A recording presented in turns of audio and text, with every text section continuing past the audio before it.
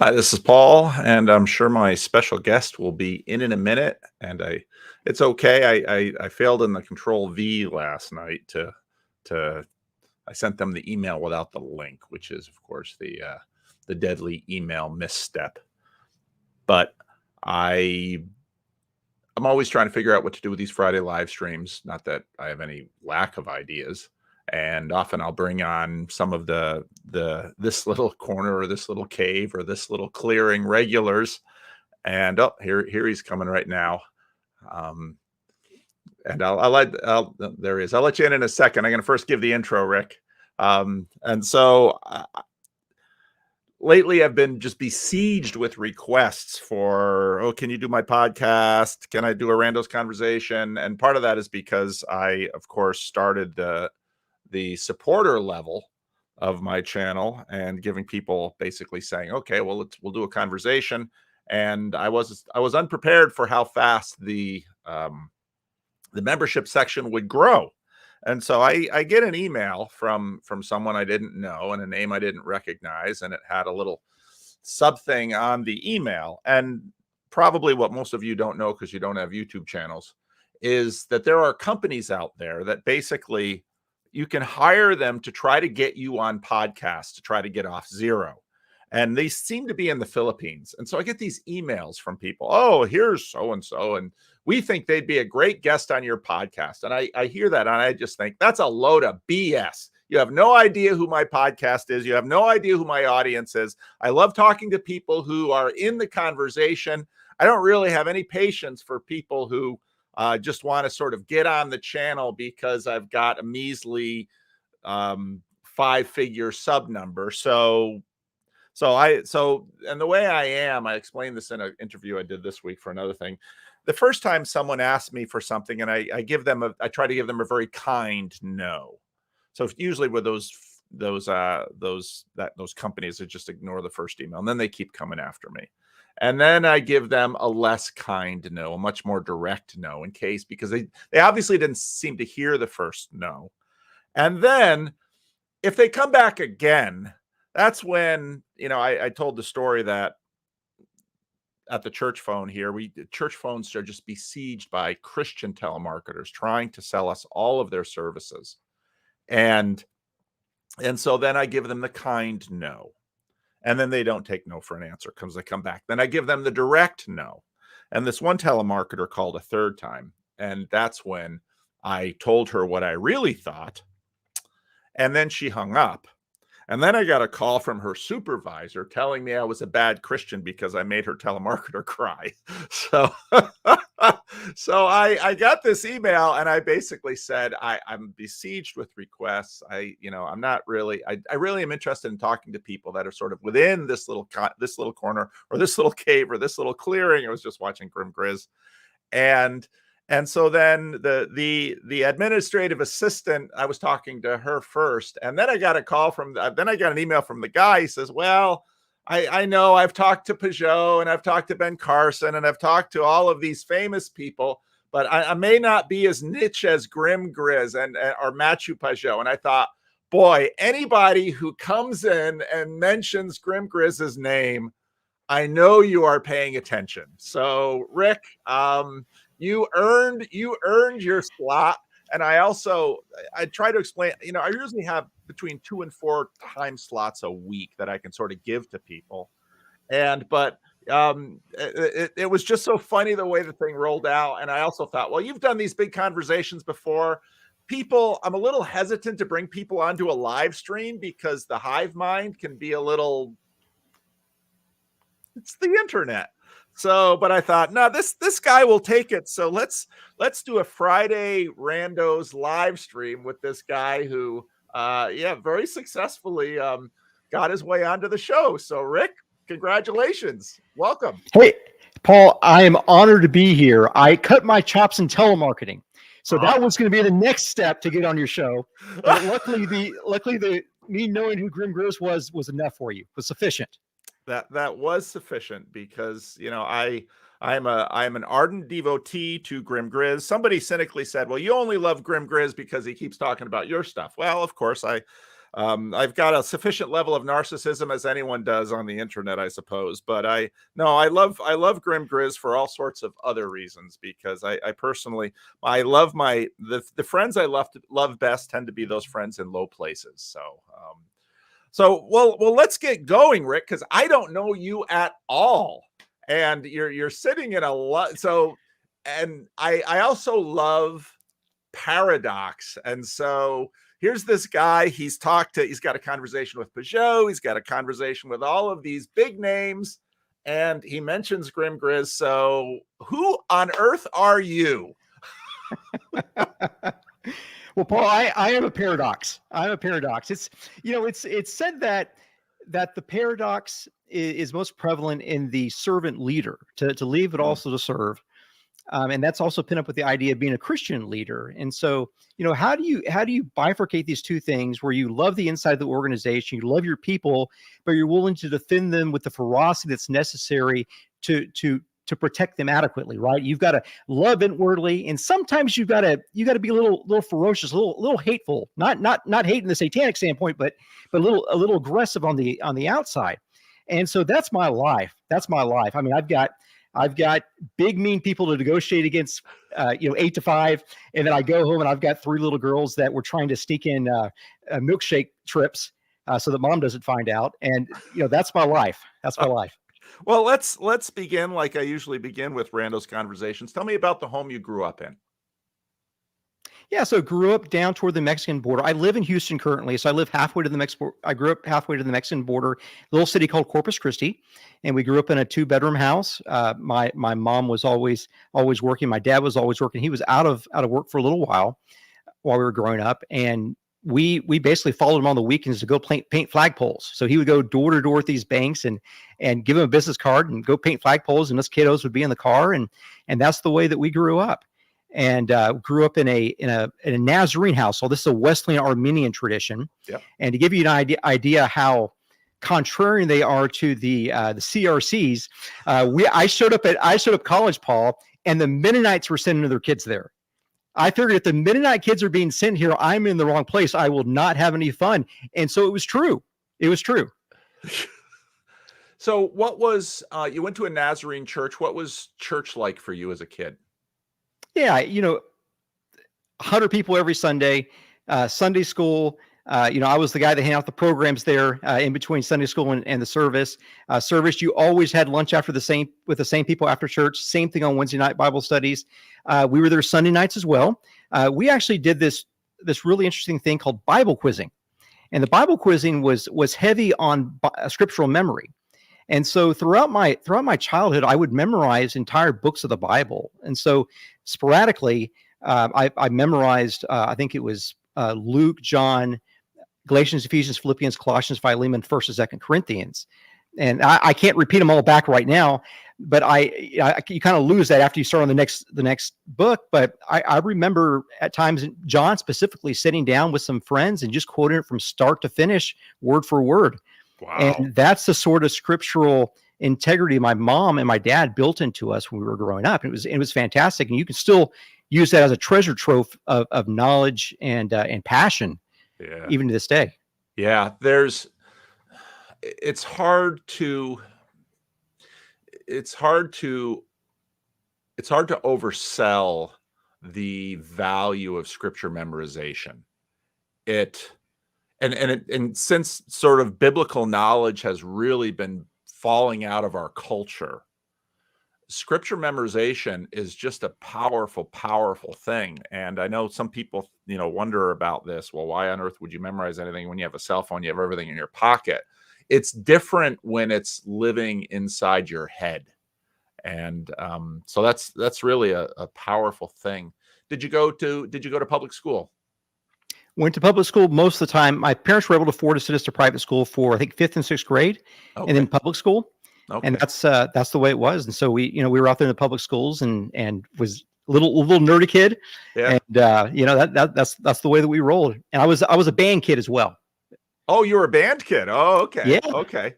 Yeah. Well, what was your first besides painting flagpoles with your dad, what was your first job that you got paid from some other people? So I was actually the janitor at the church beginning at age 15. Okay. And I was that kid who would wait till the very last minute. It's Saturday night at 11 o'clock. I should be home because it's past my curfew. And I go over to the church and don't realize that there's going to be a funeral before the service the next morning.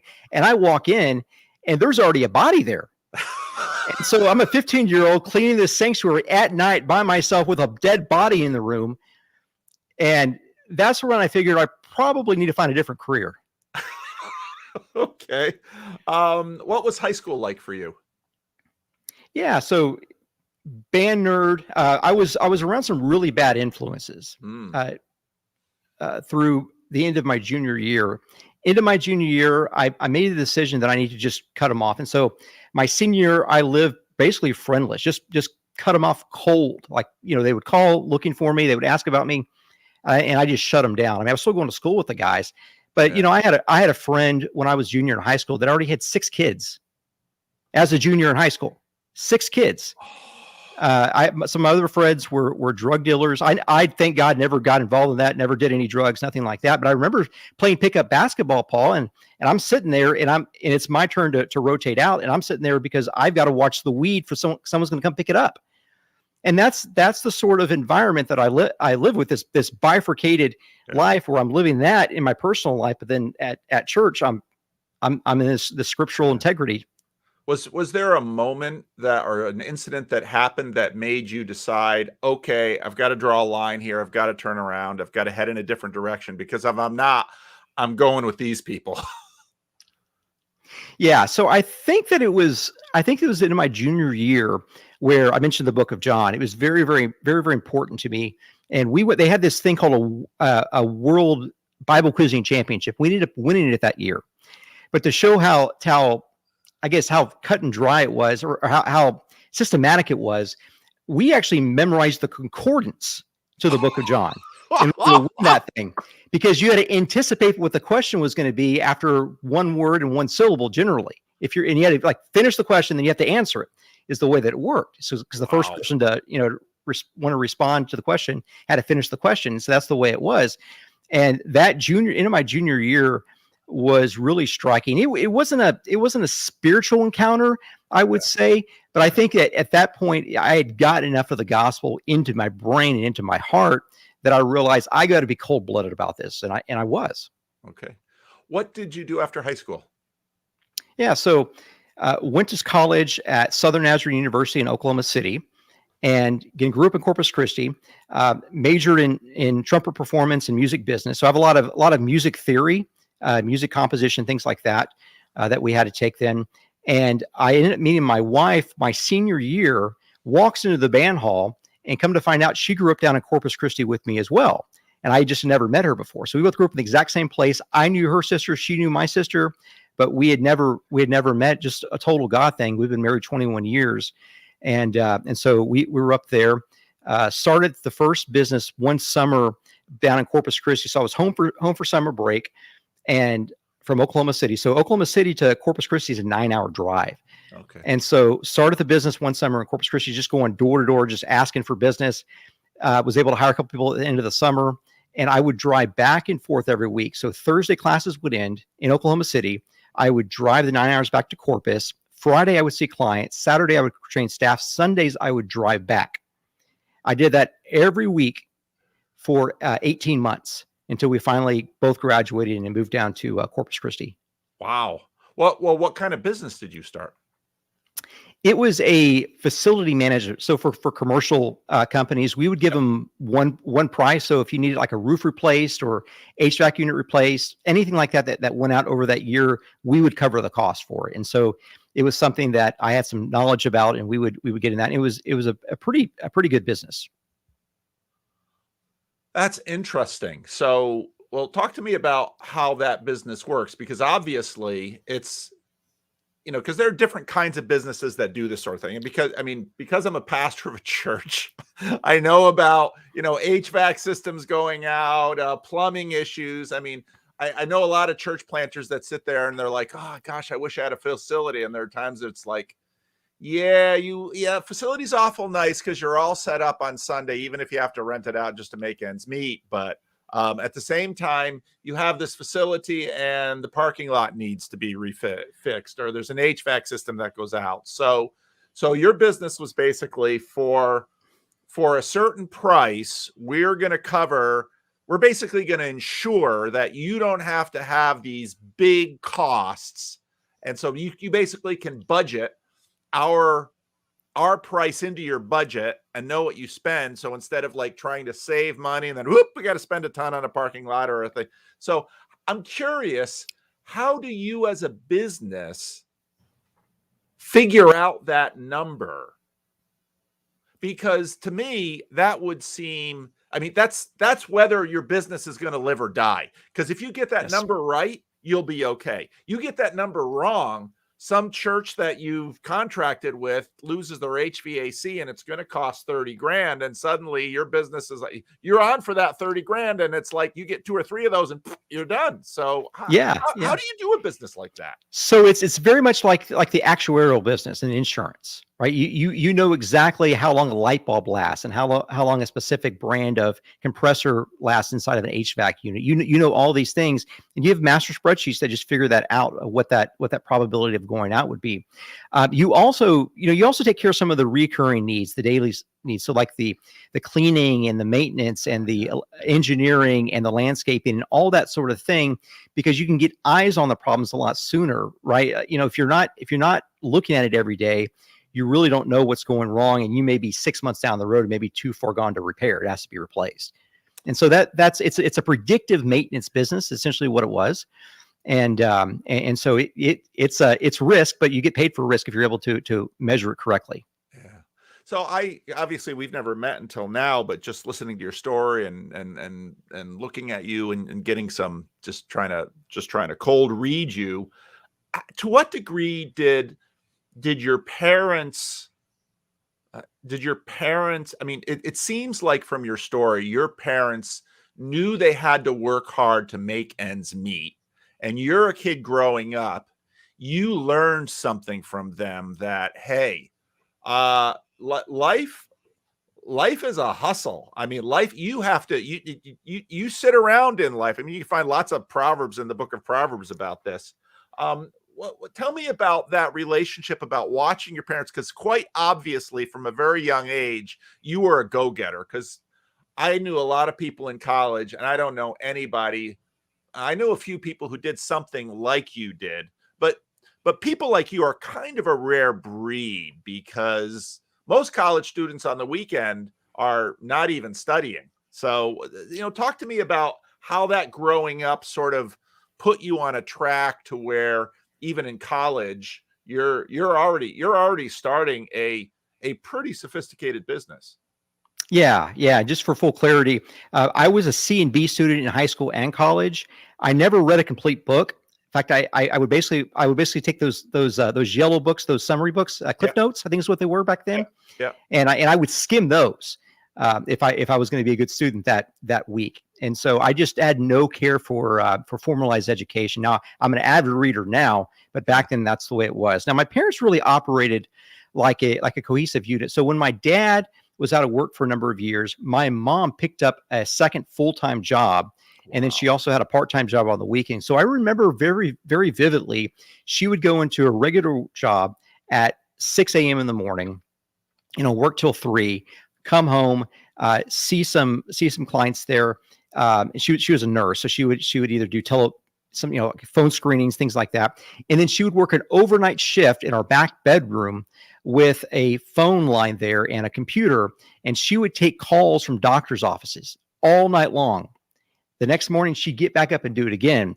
And then on Saturdays, she would work a full day. I don't know if it was a 16-hour day or 20-hour day, whatever it was, to have this third income going as well. Wow. And they were just a great partnership in how it worked. I don't think I ever heard them discuss how they would make that work, but they were hustlers, and they realized that. I remember one summer my dad and I had to figure out what to do, and our job for that summer was we would go around to garage sales, and we would ask the people that were on the garage sales, do you have any boxes of old watches, like from a dad or a granddad or something like that? Yeah. And they would say, "Oh yeah, we've got this box," and they would bring it out, and we would basically eye it and appraise whether or not it was real. We would buy it there and then go sell it at a pawn shop or go sell it to a dealer. And so we traded like Indian traders for entire summer just to pay the bills. And you've got it. I remember my wife's probably watches. I remember dumpster diving too. I remember them pulling up in the back of a grocery store, and us kids would jump in the dumpster and look for those dented cans that they would throw out. That's how we rolled. Yep. What did you learn about marriage by watching your parents' marriage? Wow, great question. Great question. That if you love someone, that you don't necessarily need to articulate. You should articulate it, but you don't necessarily need to articulate it. Your work and your commitment and your sacrifice mean more than flowers, mean more than gifts. And the very giving of oneself is the highest possible gift that you can give. And that's really what I saw. My parents are not lovey-dovey towards one another. They hang out all the time. They go to lunch every day. I mean, they're together, but they're not all over each other. Yeah. Yeah. No, and one of the things that I think people don't realize is that there are actually lots of ways to have a good marriage. And I think we get presented, oh, this is the formula for a good marriage. And it's like, well, that's probably a formula for a good marriage, but there are actually a lot of different ways for a good marriage. So when you met the woman who would become well, let me ask you this. Were you, because a lot of my audience are single men. So were you a hit with the ladies, or were you the kind of guy that sort of, well, talk to me about you as a single guy. Yeah, I was very single. I was very, very, very single. Yes, I was not the ladies' man by any stretch of the imagination. I mean, I had opportunities, and I just wasn't interested. I just wasn't interested by what I saw. And then when my wife I remember my wife walking to the band hall that one day, and it was like a ray of sunshine, and I'm like, that's the woman for me. And we never look back. It is amazing, and there are psychology books on this topic. It is amazing how often that dynamic happens. I remember the first moment I laid eyes on the woman that became my wife. I remember that moment. I remember exactly when it was, where it was, what she was wearing. I mean, that picture is in my mind. Now, I didn't think at that moment she's going to be my wife, but I saw her and I paid attention. And actually, I didn't get to meet her until about 8-9 months later. And then I met her again another 6 or 7 months later. And so when she walked into the band hall, what happened? What did you say? What did you do? Did you wait? Obviously you strike me as the kind of guy who probably married up. So I'm not, no offense here, but it's just an impression, because I know I did. So yes. Oh yes. I was a little bit too nervous to speak to her. Now, I'm a senior. She's a freshman. I'm a little too nervous to speak to her. I did not ask her out. I sat behind her in band. So she was a saxophone player, tenor sax player. I was a trumpet player. So I sat behind her. I was, like those are beautiful ears. Those are beautiful feet. But that's all I can see. But I like what I see. And so that's where we were. Finally, about 3 months into school, I think it was October, November, they had a kind of a Sadie Hawkins weekend where the girls asked the guys out, and she asked me out. This freshman asked me out. All right. And come to find out, she was from a very very great family. She was a 5th generation Nazarene. She had Nazarene pastors in her background. Yeah. Her family were farmers and just very, very avid entrepreneurs. Just very, very gifted deal makers who love the Lord. And it's just a wonderful family to be a part of now. But I definitely married up. That's for sure. So how long until you started dating and then you married? You're a senior, so you probably wanted to get on with life. Did you marry before she finished school? Yes, we married about a semester before she finished. Okay. And then we relocated back to Corpus. So by that time, I probably was up to maybe 20 or 30 employees in the business. And so I needed to get back to Corpus to take care of things. Okay. And then pursuant to over the next 4 years, it grew pretty dramatically up to 400 W-2 employees. Okay. And so that first 4 years of marriage was a lot of work on the professional front. Well, part of getting married is, you have this first draft that you inherited from your parents, and your parents were obviously an economic partnership that they worked hard to survive. They took care. What was it like when you got married in terms of, because part of the things when you get married, you have these two first drafts that you're probably not even aware of. You just have these assumptions about what marriage is going to be. And then you come and you realize, I married someone who has a different assumption about what marriage was. What was that like for you? Yeah. So I'll say for my wife first, she married me, and then she realized that she basically married her ultra entrepreneurial, ultra aggressive dad. She basically married her father. And so not unusual. No.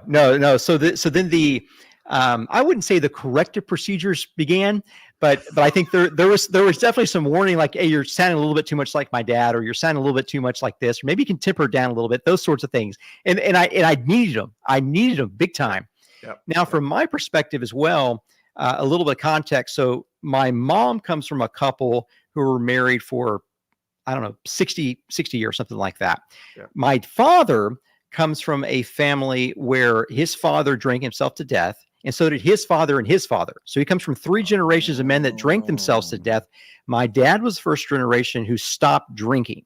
Yep. And so we've kind of have that, I guess, in our blood, if that's a proper thing to say or not. Yep. But me knowing that that's in my background, I play it really, really safe. Like, I never drink, I never smoke.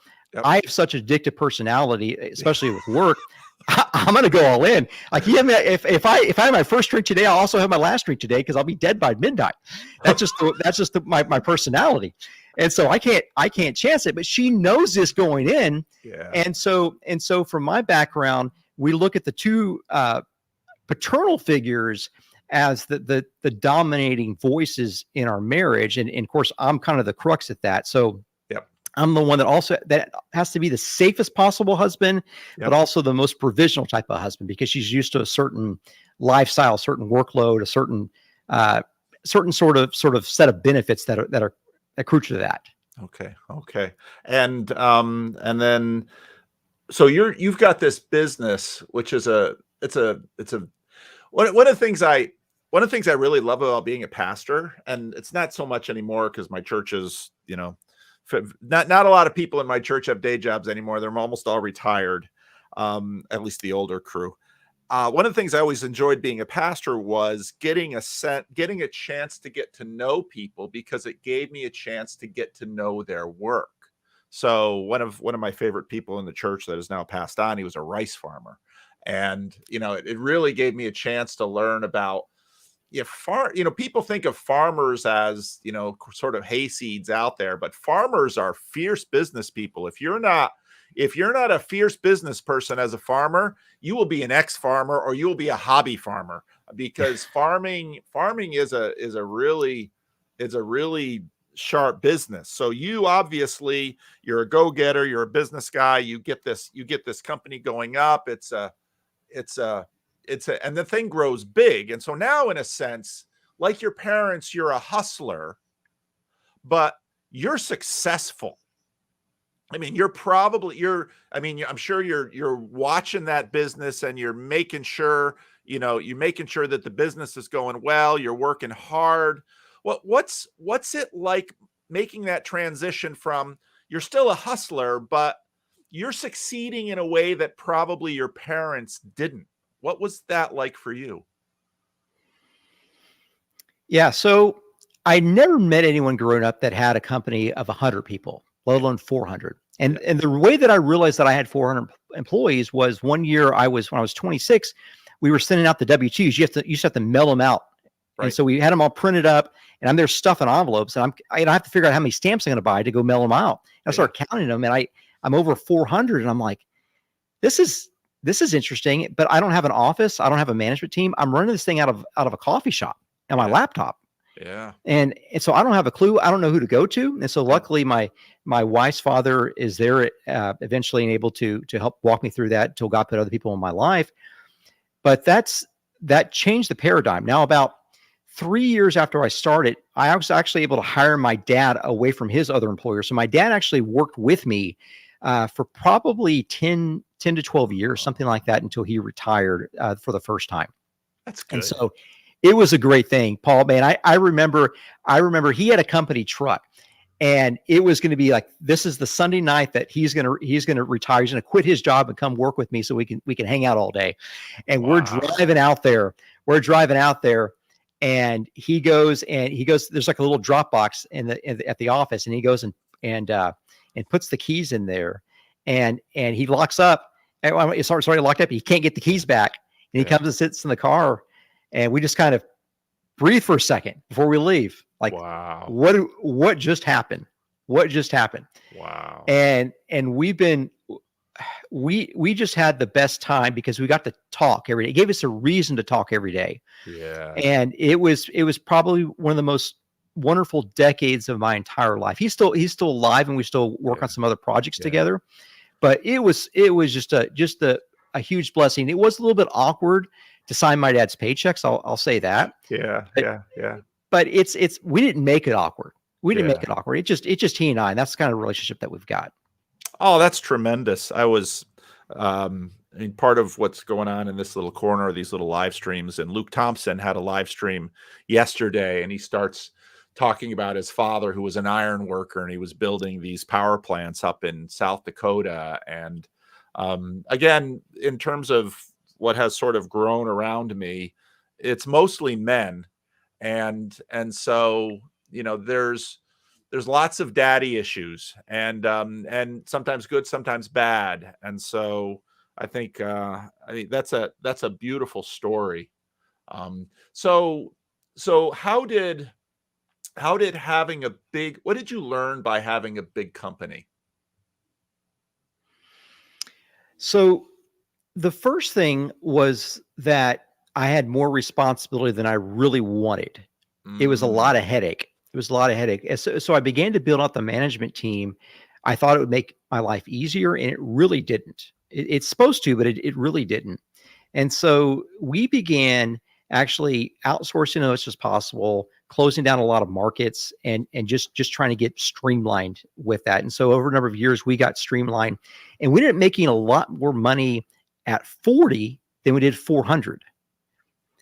Just because of the efficiencies, of the efficiencies. And so you outsource the lowest margin work and focus on the highest margin work. And so we eventually spun that. So we knew how to operate buildings and manage our costs. We spun that, added a property accounting service there, added leasing service there, added third party like brokerage investment advisory there. And then we were approached by a group of 11 family offices, very, very wealthy family offices who said, hey, we want to partner with you and let's go buy some properties. And so we've been buying commercial real estate with them along because they knew I knew what I was doing. And so that was something totally unexpected, but it came by way of having that large company, seeing the need to downsize it so you could focus on the more important elements of what it means to operate a commercial property, for instance. And then from there, using that as a sort of an attractive type of asset, attractive type of platform through which we could build relationships that were higher value. And so that's what we've been doing.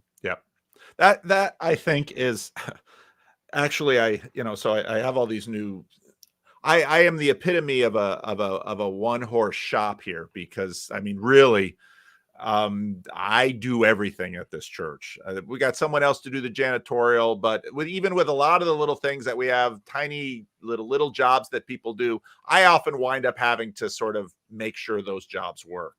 And so then people are often, but I have friends who have larger churches and so have staff. And I was actually talking with my wife about this morning, because it's like, people are always like, well, you really need to hire someone. And it's like, people, it's a really careful dance. And I was just watching a Marquise Brownlee, who just did a video on all these people quitting YouTube. And the reason they quit YouTube is they start out doing YouTube and being YouTubers because they really enjoy it. But the bigger the channel goes, the more they realize, well, I can't manage it. So then they bring in people and very quickly you wind up being a manager. And this happens to a lot of pastors, because if you're a sharp pastor and a successful pastor and your church is growing, very quickly, many of the things that made you successful as a pastor are not really the gift mix or the job that you need to maintain a large congregation. And so as a person, you really have to sit down and think about, now who really am I? And what am I called to do? And what do I want to do? And that's a little countercultural, because the culture usually says grow for growth's sake. And really you have to ask, well, what exactly is the thing that I need to grow? And who exactly am I? And what exactly is my calling? And then what does that path look like? And that story you just told, I think, really, nicely sort of showed, oh, you've got to pay attention, because everyone around you is celebrating. Oh, you have 400 employees and you're managing all of these properties. And you take a step back and you have to say, wait a minute, what just happened to my life? This business has colonized me. So was there an incident or something that sort of you got to a point and you said you had an aha moment? What was that about? It was a very skinny, well-dressed man that ascended to the presidency that put into place this rule that if you have over 50 employees, you're going to pay for healthcare for all of them. And so think about that. Think about, I'm very careful with my California friends over there. I know everyone's a big Gavin fan, but I want to be very careful. I want to be very politically correct here. You know, I almost tweeted at you last night, Paul, that I heard Martin Shaw was able to drop the F-bomb twice on your program a couple of days ago. Yeah, he was. So that I'm actually going to work on my Brit tonight. And I showed that tweet to my wife before I sent it. She said, Rick, saying Brit is probably offensive to some people. And so she said, promise me that you're not going to say Brit on the program tomorrow. So I'm not saying Brit. I'm not saying Brit. So I don't want to be divisive here. So you know, this very well-dressed, very, very well-mannered, very polished man comes into the presidency and says, I'm going to penalize every company over 50. In fact, you're going to get health insurance for all of them. Now you do the math. So let's say you've got 400. You've got to pay for 350 people's health care insurance for that 51st employee. Yeah. So if you can get below the 50, you get rid of all that expense. Yeah. You get rid of all of it. Yeah. And I'm no fool. I'm going to put it on a spreadsheet, and the spreadsheet it didn't make any sense. Yeah. Yeah. And so that was the big deciding factor. Around this time as well, someone had given me a book by Randy Alcorn called The Treasure Principle. You've probably seen that little pamphlet there. I was on a flight, and it's centered around this little nothing of a verse, Luke 12:34, that where your treasure is, there your heart will be also, that the heart follows the treasure. And I started thinking, well, my treasure is my time and my money, and they're all wrapped up in these people here that don't really care about me. If I die today, they're going to go work somewhere else. It's no big deal. Yeah. And so I began a process of giving away as much as I could possibly afford to. And so for many years it was half my income, and just the way the tax brackets work out and the AGI caps, you really can't give much more than that away for too many years in a row. And so as I started to do that, I began being approached by organizations to whom we were helping, who asked me to help strategically, like in a board role or advisory role, consulting role. And through that process, I began getting very involved in some nonprofit organizations. And so my schedule, instead of working 16 hours a day on the business, I would work 8 hours a day on the business plus 8 hours a day doing nonprofit work. And that really helped right the ship, right? You can get some true perspective when you're not just looking at one thing. Yeah. And so that's helped. And there are fungible skills moving back and forth between the two worlds. They're quite fungible. Interesting. So you downsize your business. Well, so the hive mind's blowing up, and you've offended the guy who got you in here. So let's not let elephants stay in the room. Well, let's talk about healthcare, because this is a touchy thing in America, because unlike, say, Canada or the Brits, there, I said it. I've got some nieces who are working. They're working retail, and it's a difficult dance, because I understand, for the sake of these businesses, they've got low skill employees, and they want to sort of maximize with respect to these low skill employees. And so, all right, so keep them under a certain number of hours so they don't have to pay health insurance, keep them under certain hours. But then the business are also sort of saying, well, we want you available. And I actually work with a lot of people sort of in this, because I work with a lot of poor people. Well, we want you to be available all the time, but we're only going to give you 20 hours a week. So talk to me about, because what's interesting is, and this is why I think sort of the shallow divide that American politics works on is not what people think it is, because you grew up on both sides of this. And this is also my impression, that I know a fair number of successful business people that are successful as business people because they've also known poverty. So talk to me about, this is not really a political channel, but talk to me about healthcare, because I know another successful business guy in Northwest Iowa who sort of had the reverse idea. He was a scientist, and he had multiple PhDs, and he would build these businesses, and he basically would outcompete the Chinese in pharmaceuticals. But he not only wanted to make sure all of his employees had healthcare, he also wanted to make sure that all of his employees had enough money so their kids could go to Christian school. So, I mean, talk to me about how this works in your mind, because you're clearly a committed Christian, and you clearly care about people, and you know about poverty. But when I hear people work with this, I often hear there are different strategies with respect to these needs and employment and poverty. So talk to me a little bit about this. So two quick notes of context that are not patently obvious. So first thing, keep in mind that we're predominantly down next to the Mexican border. And this is at an early time where E-Verify, things like that, were not prevalent. So you're competing against companies that are hiring illegal, not illegal, but undocumented citizens. I forgot what they were called 20 years ago, but they were called a different thing that they're called now. Yeah. So my apologies for that. The second thing was that the remaining 50 people, they were offered cash that was between $500 and $1,000 a month, so they could go actually on the healthcare exchange and buy their own healthcare insurance.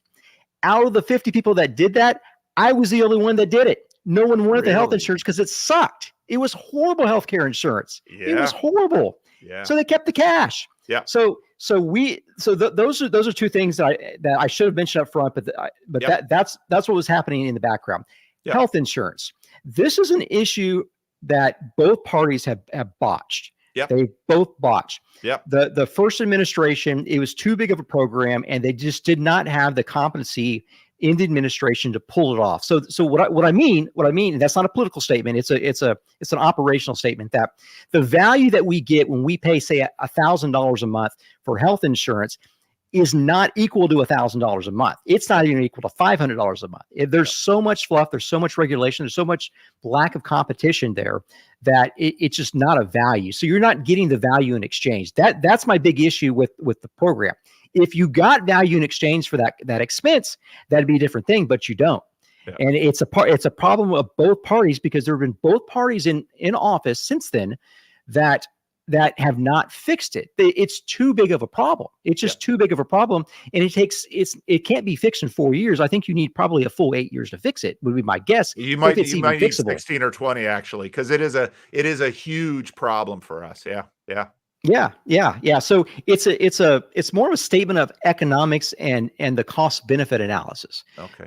So us knowing that our competitors were not going to get it because they were hiring undocumented Yep. people that they weren't going to report anyway. Yep. That and are going to our clients say, "Hey, we're going to let you guys go if you have to add this cost back in." Yep. And so we're not going to take losses. It's not like we're going to take less money. We're not going to pay money to people so that they can do unprofitable work for us so we can lose money.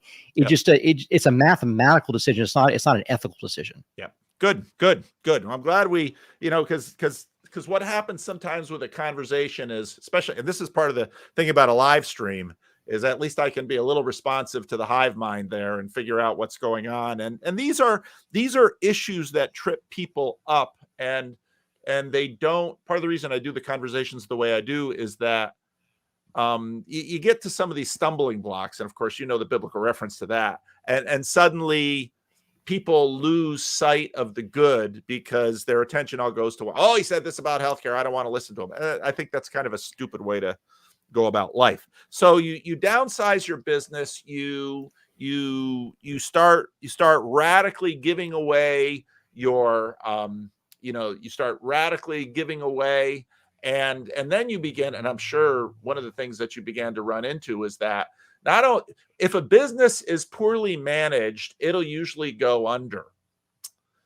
If a Christian ministry is poorly managed, it's almost like the government, it'll get bailed out just because of the mercy of people out there. So talk to me about this transition you made from saying, okay, I've already succeeded in business. I know how to run a business. I'm very interested in what's going out there in terms of kingdom work, but I really see the need for leadership development. Tell me, was there a moment or an event or something that happened that sort of turned your light on with respect to this?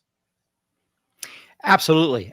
So I came in my 20s to an organization that was evangelical type of organization. They had about 800 staff in a number of countries that did a lot of really good work. And one of their measurements was how many additional people they could hire. They had them in teams. And these were, if you're familiar with the Jesus Film movement through Campus Crusade, it's one of those. And so they would send out these teams, and obviously the more teams you have, the more presentations of the gospel that are being made. And so that was their primary statistic. Now they would also count conversions and church plants and things like that were really, really important. But the teams model was a little bit heartening because they would not measure the economics on the other side of that. And so me conceptually knowing that I could do more with a tenth of the people, I suspected you might be able to do more with less people, or at least with less resources. And so they eventually put me in charge of, it was a 40-person board. And they eventually put me as chairman of the development. So we were in charge of all the fundraising. So we would host 10 galas all over the country. We would host 10 or 15 mission trips where we'd bring donors down to see different parts of the world, that sort of thing. And I got really good at doing the difficult thing. Remember, like I mentioned, that I did some telemarketing when I was growing up, and I'm used to going door to door. So I pride myself in doing the uncomfortable thing that no one else wants to do. And that thing in that case was asking people for money, especially people that were very, very formidable by their life experiences. Most of these people were very wealthy, because competency is reflected in wealth in the secular community. And so I got the chance to be able to talk to all these people, and I wouldn't say I fixed the problem, but I made it a lot more endurable and reinforced that area of the organization.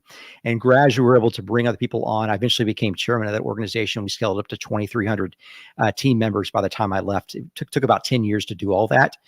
And so that was one of the principles is number one, you've got to do what you don't want to do, because no one else wants to do it. Yeah. And then if you can do that, you're in a stronger position. And then number two, you can do more with less. And so we took those two principles and really saw that come to fruition in that organization. Okay. Well, it's interesting because, and again, I have to sort of cold read you because we don't, this is what we know of each other. What I know of you is what we've got going here. And I feel a little like a stalker here because I've been watching you on YouTube for at least the last year or two. Okay. So, okay. So I'm the uncomfortable one. I'm used to that asymmetry. It's also my impression, and listen to your story, that, and I've known other people like you, I mean, my father spent 36 years in his first church. I've been 26 years in this church. You're the kind of guy that keeps moving. You keep starting things. You have a thing over here. You have a thing over there. You have a thing over there. Talk to me about what it's like inside of you when you have the sense of, okay, I'm going to do this new thing, or I'm going to move on, or I'm going to leave this thing. Because often starting a new thing is easy. Leaving a thing is a lot harder. Tell me about that sort of thing. Yeah. So business wise, the business we have now is just a continuity from what we've had over the last 26 years. Okay. From that's the way that I view it. Like Yeah. there's add-ons, there's bolt-ons, there's rebrands, that sort of thing. We never really went out of business. We never really did anything that was you fire everyone, that sort of thing, or sell everything. But it seems continuous from my perspective. Now, for the nonprofit perspective, a lot of times these have term limits, or you have to roll off after certain time periods. And so, yeah, that's true. And so that's been a lot of it. Sometimes you'll just find something that you just don't like structurally about the organization, that you don't realize some hidden clause in the bylaws that allow someone to do something that you perceive is unethical. Yeah. And so you have the opportunity to be either to destroy the organization, bring it down by sheer force, or you can just walk away. And I've done that. It pains me to do a lot of work for really great organizations. Find something you don't like that is not right, yeah. And you just walk away. You just eat it. Just swallow up the problem. Yeah. So, well, what's your? I mean, we'll take questions from the Hive Mind, and today's going to be an interesting live stream. I can tell already because, well, let me talk about these divides. I think this will be controversial too. I think any space in which real things are happening, there are going to be divides. You can't deal with real things without dealing with contradictions, because that's kind of the way the world is shaped for us right now. So what are you what are you doing now? And well let me go this. How on earth did you find me, and why on earth did you want to talk to me? So I interviewed Jonathan Pageau on my show maybe about 2 years ago. Okay. And so I got to know Jonathan through that, and then he just took off like a rocket ship. Yeah. Right around that period, and no looking back. And so I really enjoyed that conversation. And I mentioned I never really read in high school or college. I've pivoted since then. So, I'll come into the office and I'll read my Bible for an hour every morning. Then I'll read something else for another hour. And so I've gotten more thoughtful. And so I think the algorithm has picked that up and sent me what I should be watching. And so you eventually showed up, and so never really looked back there. Now day to day is a little bit different now. So I'm focused on writing a book that I hope to release the middle of this year. I'm also working on a new business launch, which is sort of a succession of some of our other business pursuits in the financial space. And then I'm working on just becoming a better person. A number of years ago, I used to sit down, well, for a number of years, I've sat down every year to do my annual planning.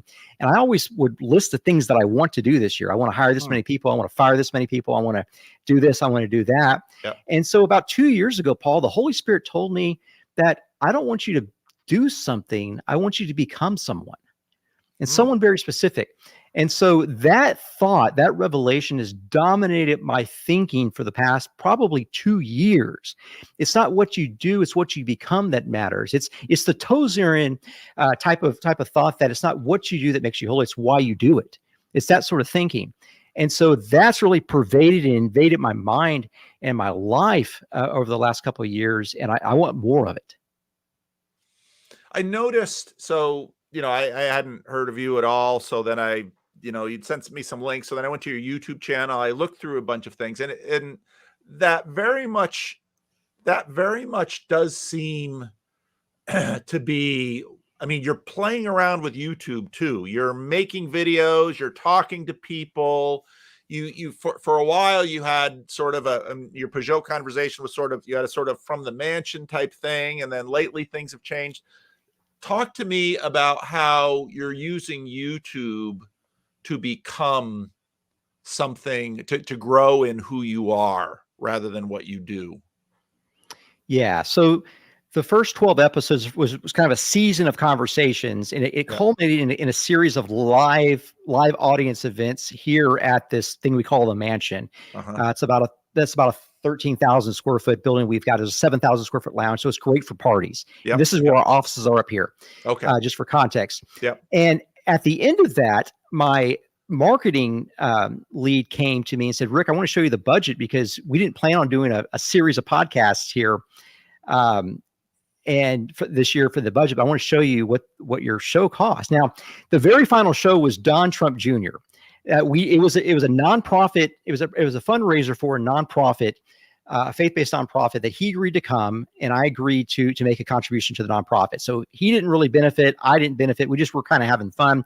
We invited friends, had an open bar, had valet, had Secret Service here for 5 days. It was kind of a nutso type of thing. Well, so those sorts of things started happening. So she shows me the budget, and we spent $250,000 on 12 episodes. I mean, we had 6 cameras. If you watch that last Don Jr. one, we got 5 or 6 cameras on his intro. We were just doing stupid things. And so I cut it off. I cut it off after that. I said, guys, this is too much. I know we're having fun, but we're just not going to do this. And so I took about a year off. And then I decided to just hit the record button and just think through some different things that I was learning about. You see some ebbs and flows where we would hire consultants, and they would say, "Hey, Rick, we need to talk about business. We need to talk about this great building that you bought where you made millions of dollars here, that kind of stuff." Just a couple of those in there. I feel very uncomfortable with those things, but they said that's what the algorithm wanted to see, and so I'm thinking, well, I'm just going to do what the professionals want. And the algorithm really didn't give a crap about it. So you'll see those sorts of things in there. And so it's just sort of an experimentation. I actually enjoy going on other people's programs. I've probably been on maybe 12 to 15 other people's programs in the past 60 days or so, maybe 90 days. And that's a lot more fun. The conversation is a lot more pleasurable for me. In fact, I was out there in California 2 weeks ago.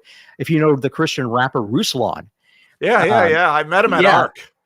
Yeah. Very cool guy. I mean, he may have 1 million followers across all of his different platforms, but a really cool guy. So I was there. He interviewed me, his studio there, and just a really cool guy. And so I'm doing fun things like that. That's what I enjoy. And so, I'll get up at 3:30 in the morning. I'm in the office by 4:15, and I'll put in 12 hours, and I'm calling it quits, because I want to be home to be with my daughters in the evening. So that's what's happening these days. Okay. Well, we'll start taking questions from the Hive mind here. Or anything else in terms of what? So you got this YouTube channel going. You're talking about C.S. Lewis. You're talking about a lot of things like that. What do you sense is? I mean, besides obviously keeping your businesses running, being on boards of not-for-profits, what do you sense is sort of your calling these days?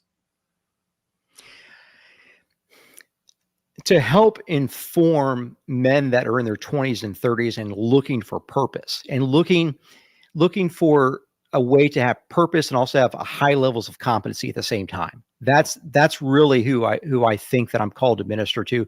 Now, again, me, a dad of 3 girls, I'm thinking about this for their future husbands. I've got to figure out a framework where I can coach these guys, because the odds that they're going to hire someone, that they're going to marry someone like me, are very, very low.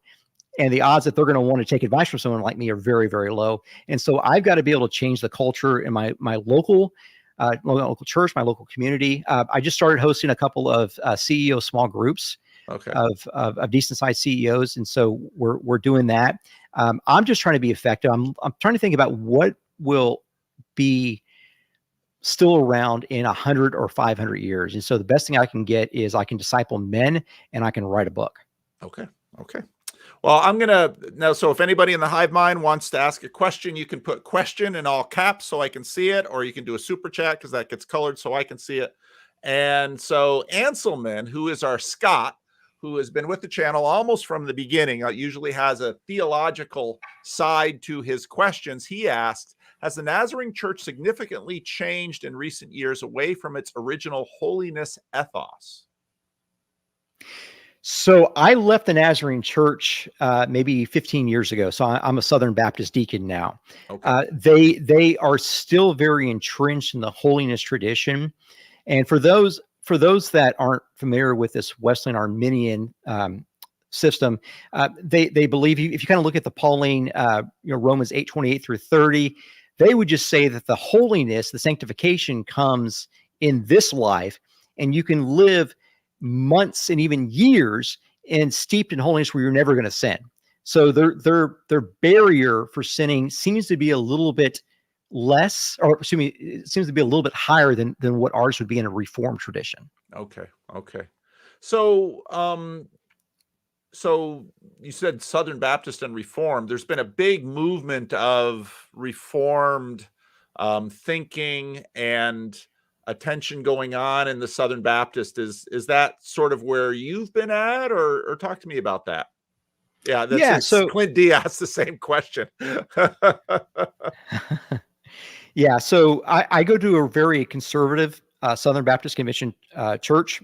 There were some very liberal ones. So I was in Manhattan a couple of weeks ago. My wife and I were sitting at dinner. There is an older man and a younger man sitting at dinner next to us. I get up to go to the restroom. They started a conversation with my wife. I come back. He wants to know why I'm not drinking. I say, I'm a Baptist deacon. He says, I'm a Baptist deacon too. Come to find out, this is an older man in a homosexual relationship with a younger man. And he said, I'm a Baptist deacon too. In fact, he was chairman of the deacons, he said, at Montgomery, Alabama First Baptist, I think is where he said, for 3 years. And they've got a female senior pastor. It's probably a lot like you would see in a lot of CRC, I would imagine, these days. But it just struck me that you're sort of in the Bible Belt still, and you have that just like right off the bat, and that he was chairman of the deacons for 3 years.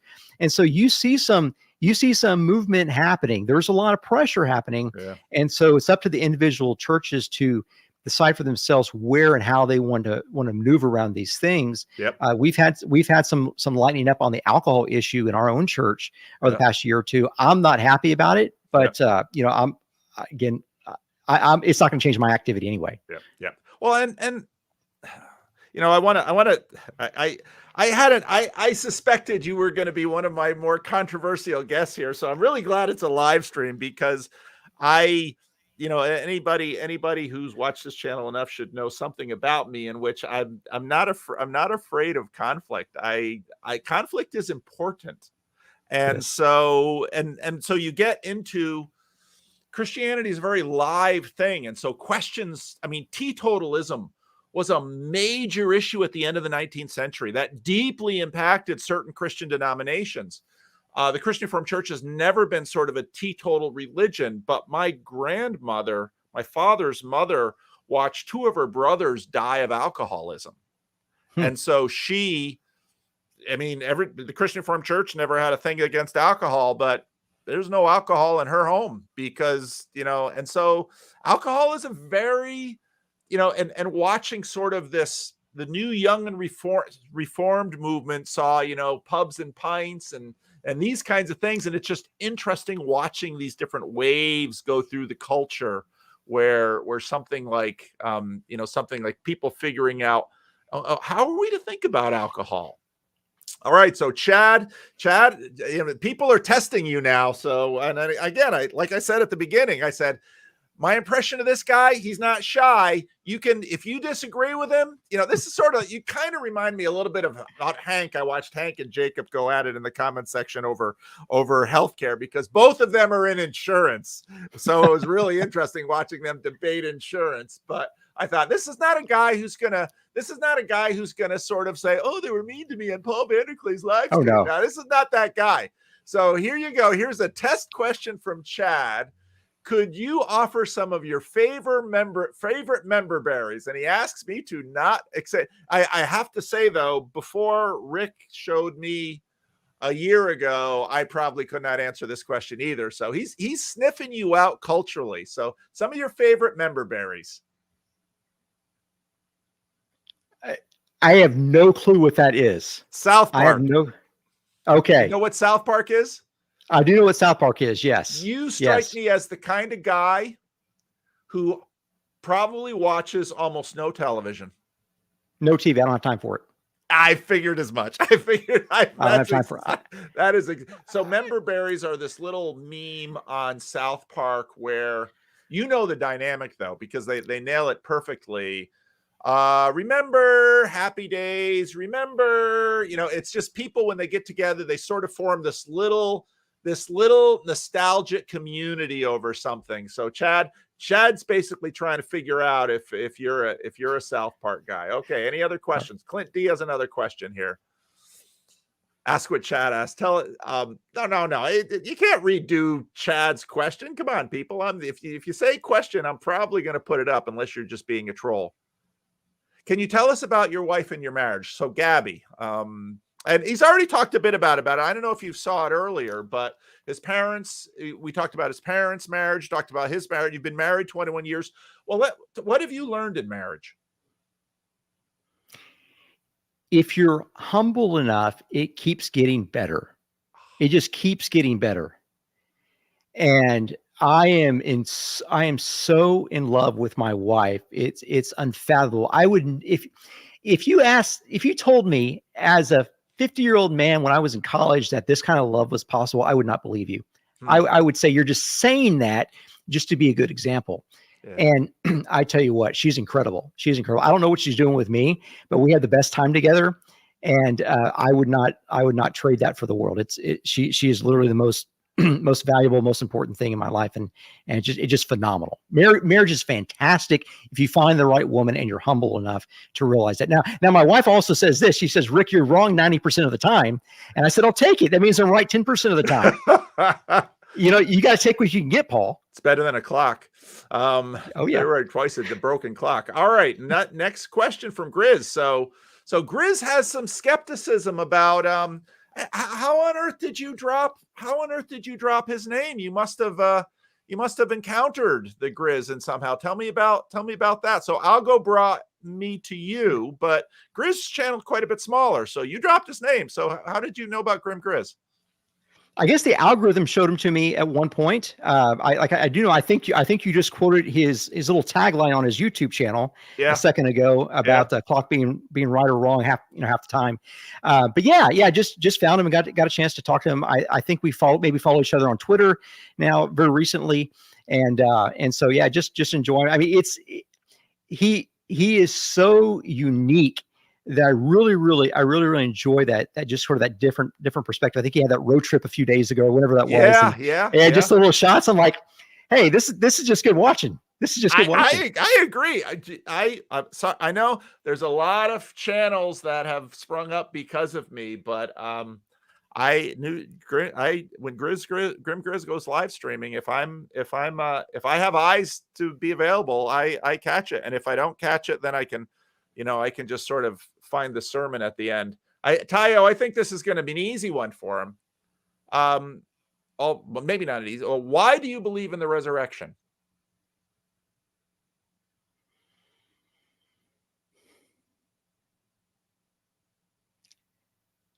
I see it everywhere. Why do I want to believe in the resurrection is that if it happened for one of us, anything's possible for the rest of us.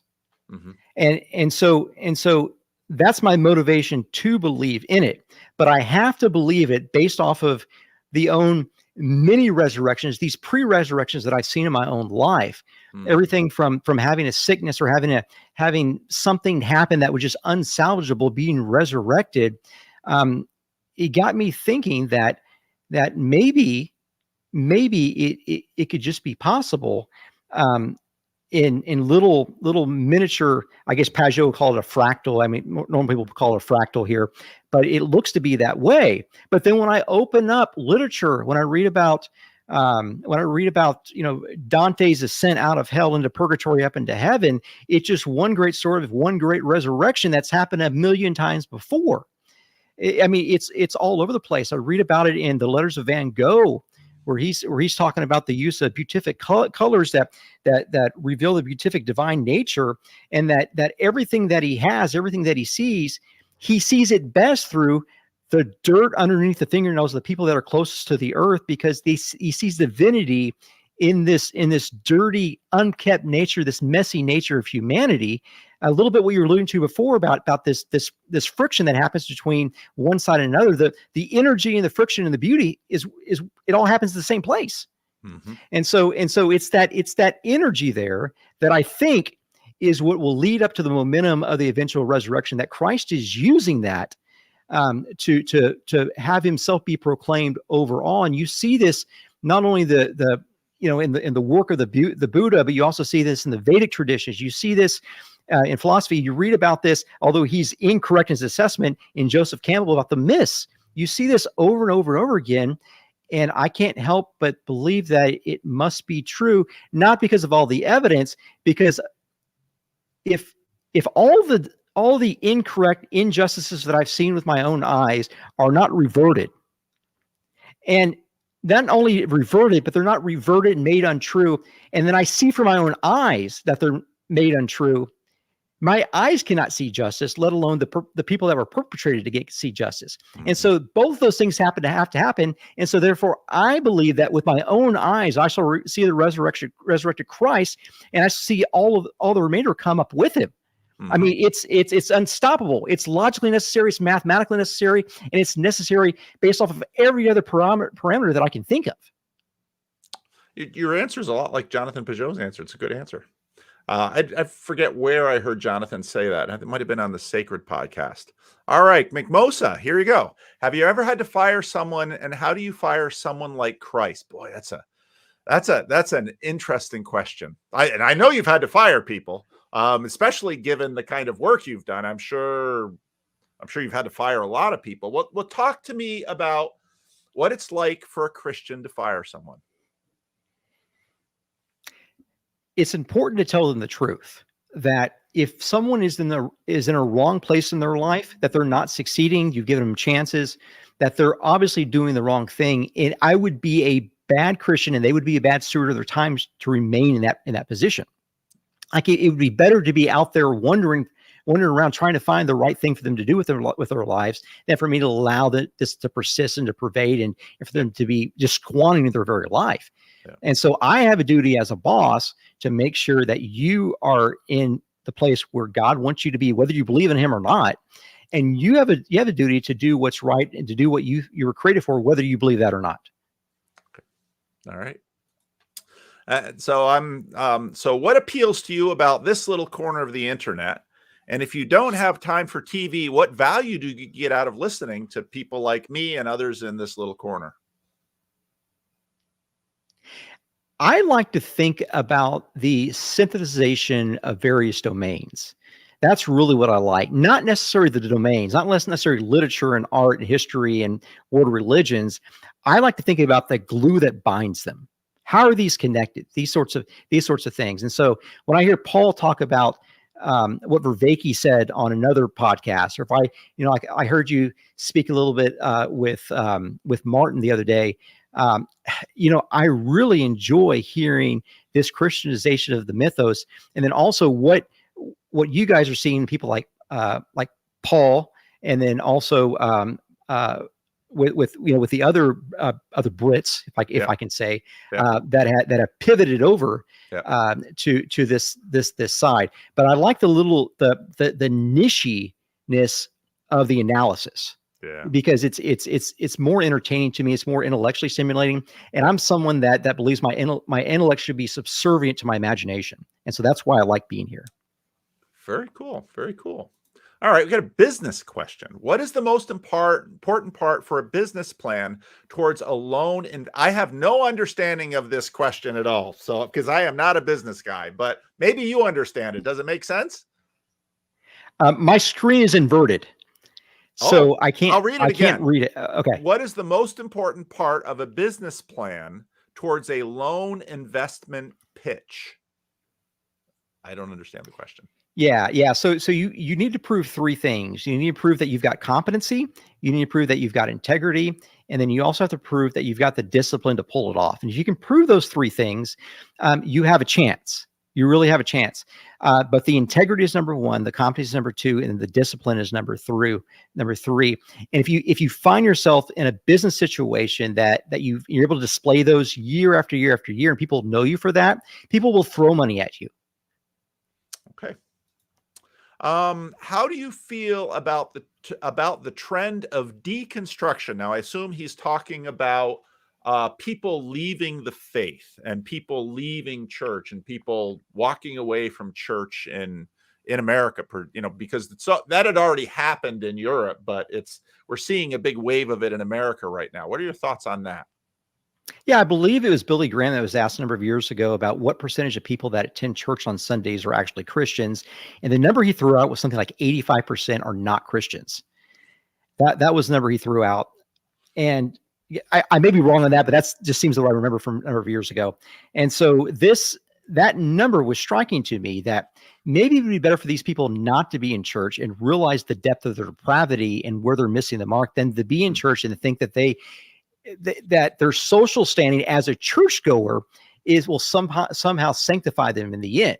And so I personally would rather these people not be in a church context. I'd rather them be away from the gospel, because you have to know that you're lost. And if you're ever going to pivot towards the light, you've got to know you're lost first. And no one that thinks that they're already found, or that they're going in the right direction, is going to pivot. Do you have a group of men and women at your church that you kick around these kinds of topics together? Not at my church. We do have a group of guys that are very, very high achievers, all very well read. And we have a Junto group. For those of you not familiar with the Junto, Benjamin Franklin had a Junto group for a number of years. And these were basically the savviest men that he could find. And they would get together for all night talking sessions. For our group, we get together at one of their ranches generally about every 60 days, and we talk about topics. Generally, someone will pass out or send out an article to discuss Chesterton, something like that, and we'll discuss it. We'll discuss all sorts of other things. Late into the evening, we'll all go to sleep. We'll get up in the morning, we'll have breakfast together, and then go to work the next day. That's the closest thing that I have in the world to that, but it's not connected to the church. Have you heard anything about my Estuary project? I don't know if you've encountered that in the channel. What a lot of people struggle with, especially in the corner. Actually, I'm talking to John Van Donk after this conversation, because I'm going to address this directly. Because there's a weird dynamic when you watch someone on YouTube. You think you know that person, and to a degree you do, but especially at some channel that puts out as much as I put out. Most people, a few can, but most people can in no way watch everything I put out. And so the algorithm actually I watch the algorithm quite carefully, and I notice that it's very selective, because sometimes I'll run across certain videos and then I'll decide, okay, I'm going to dig down further, and I discover there's whole ranges of videos from a channel that the algorithm doesn't show me. It only shows me the certain videos that align up with sort of the little group that the algorithm thinks I'm part of a cohort with. And people don't understand really how that works. So, so part of what I've been working on is, John Van Donk will be very happy to hear me say this. Part of what I've been working on is this Estuary project. And we are now doing it at 9 a.m. on Sunday mornings, because I think actually it's very helpful. Churches get very insular very quickly. And I think probably more in the Bible Belt, a lot of the stuff going on in the broader conversation is sort of echoed in the churches. But in a place like California, a lot of the stuff going on in the broader conversation is post-Christian, and it's sometimes anti-Christian, so that there becomes then a real dislocation between the church and the culture. Now, there's an advantage to that. That's sort of a natural process by which the church sort of cocoons itself and preserves itself in a hostile environment. But there's a downside to that, which is that the church loses the capacity to actually, and the members of the church lose the capacity to actually be able to productively engage in what's actually going on in their culture. And so Estuary is sort of a way, it's just sort of a simple conversational, it's sort of a simple conversational project by which right now we've got people from our Estuary group who don't go to church at all and have never been to church at all, know nothing about church. And they're sitting down with people who have gone to church for decades, and they're actually being able to have a conversation together. And what they're discovering is that, oh, you have some things that I'd like to learn more about. And you'd have some things that and so last Sunday we had our second 9 a.m. Estuary meeting. And so it's so funny because in my church, I have a lot of senior citizen African-American women who have these amazing stories about the Jim Crow South and growing up there, or stories about what it's like to be poor and Black in America. And you've got much more of these YouTube people who tend to be white, doing well in business. And they're having these conversations with these women from the South, and it's just so much fun to watch. And so, yeah, so if you want to know, if you want to know more about Estuary, just go to Estuary, estuaryhub.org. And or just go Paul Vanderklay Estuary and you can find out, because I think that's a really critical thing going on in churches, that especially in a place where churches are sort of living in a negative world, church people need to know how to live, not just within their little cocoon, but outside in the big ocean. Yeah. And I think that's a lot of the reason why I still have a foot in business. Yep. As well as trying to do all these other things that I'm trying to do, is because I can get my foot in doors that I couldn't get in if I wasn't in business. Yep. Right? It's the platform that allows me entrance to certain rooms. And if I didn't have that, I would be very much hamstrung. So one of the things I like to do is I like to figure out, and I'm working with people from all over the world, a lot of Indians, a lot of people from Asia, not China. I don't do business with people in China, North Korea, anything like that, but Japanese, South Koreans, those sorts of things.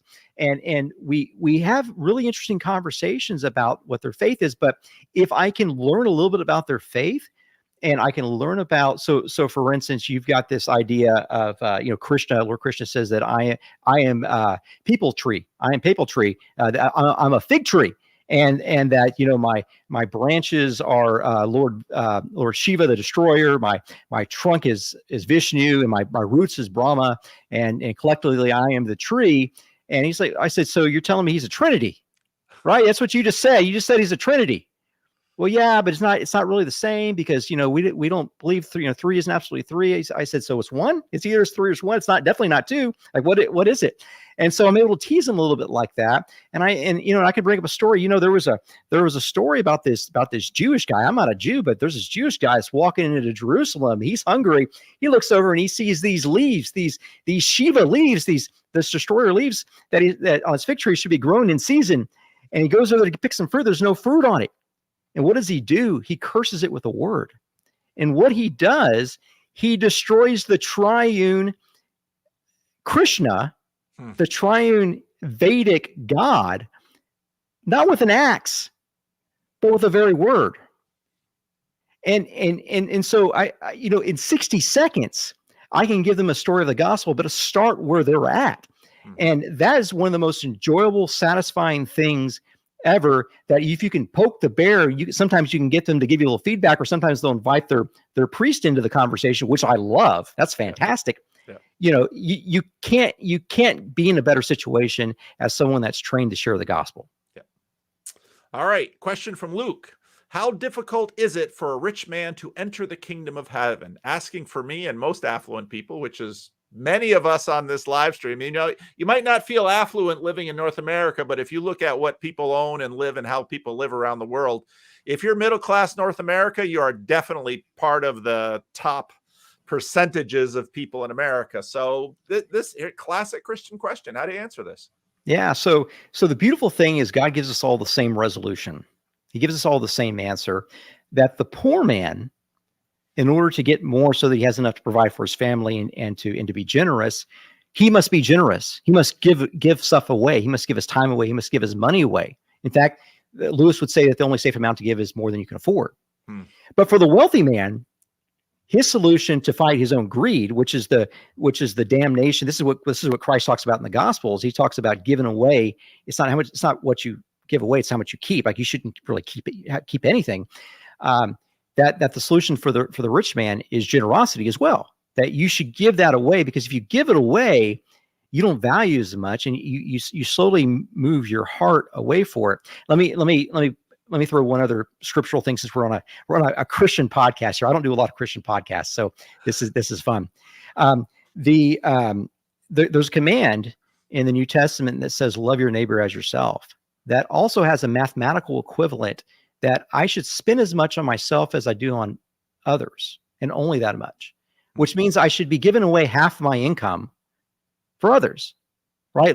Love is, you can show it based off your calendar or your pocketbook. There's not a whole lot of other ways to do that. That's true. All right. Pseudo Boethius wants to know, what does he think about the future of America? We have a serious birth rate problem. We need to get our hands around. We're very, very soon, maybe in 50 years, going to find ourselves in the situation of South Korea. That's a risk. The bigger risk, I believe. Now, I served on a Middle Eastern Jewish board. I'm someone that had a fatwa against me for a time, for another organization I served in. So I'm very, very sensitive to this. But the Muslim birth rates are very, very high. I think the last time I looked, maybe a decade ago, they were in excess of 8, and that's their strategy. They're going to flood the market with Muslims. And if you look up in the Sahel region of Africa, what you'll see this battle going back and forth. So they're called to build a mosque I think it was like every 5 miles, and it got to be every 3 miles. It was something crazy like that. And so you'll see this battle from missionary organizations going in then there and converting these little disparate tribal regions, and they'll convert them. The mosque will become a church, and the church will become a mosque, and there's this back and forth there. You will begin to see that here in America, and you won't have a problem with right and left or genders or anything like that. You have a problem with the Antichrist manifest as the Mahdi coming in here trying to put you and your Christ under their subservience. That's going to be your big problem. Michael Satori asks, have you considered integrating an apprentice program into your businesses as a means of discipleship? Yes. So we have run scenarios where we would spend a year with young people that are generally maybe just came out of school with their MBA. And so I'll meet with them generally once a month, and we'll talk about high conceptual things. So I'll break down, for instance, the Tao for them and teach them about yin and yang and how all that kind of cascades down into reality without a Christian bent. But I think you can get there very, very closely, very, very, very, very shortly from there.